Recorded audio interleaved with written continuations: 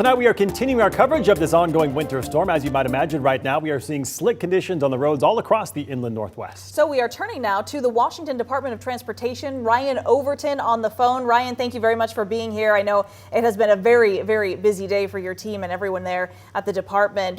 But first of all, how has it been going out there today? Any particular trouble spots that you guys have run into so far? First off, I want to give a shout out to our crews. They have worked around the clock really since 3:30 yesterday to prep the roads, pre-treat them, and then plowing all day today. As far as trouble spots, it was really cold this morning. That snow hit. We were seeing those inch-an-hour snowfall rates. So we got some pretty slick conditions early on, but as the afternoon warmed up, we got more material down. Those roads have turned bare and wet, and things are looking significantly better. The only trouble spot right now is really on eastbound I-90. Just west of the US 2 interchange, there was a semi-truck that overturned and blocked lanes, and right now they're just getting it back upright. Should be cleared probably within the next hour or so. That's certainly some good news right there. We also heard that one of your plows was involved in a collision earlier today. Has that impacted your efforts today?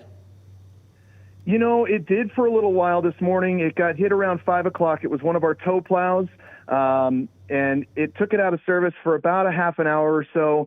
But thankfully, it was very minor damage to the vehicle, to the plow itself, so it was able to continue on.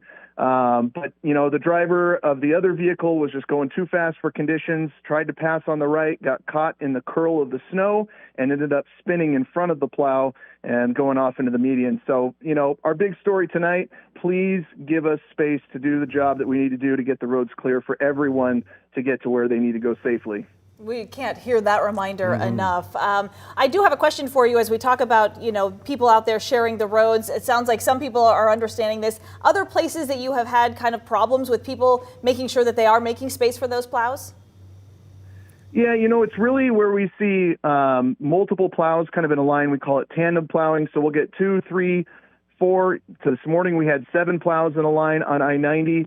Everybody's trying to jockey for position. We line them up, clear from shoulder to shoulder, and really make it clear in one pass. That's where we see kind of the biggest issues with people getting in between plows. They kind of swerve in between.